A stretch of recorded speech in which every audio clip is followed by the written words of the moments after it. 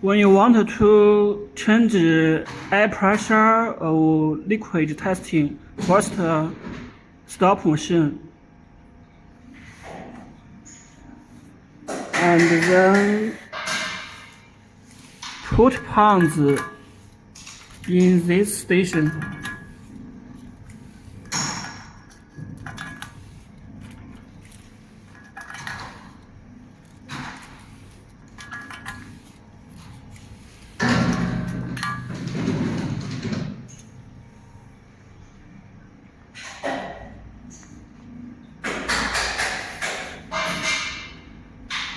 Click here menu and click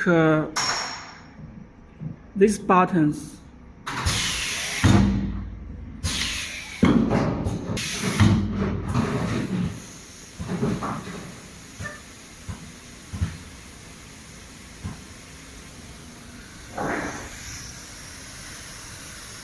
Now the air is working.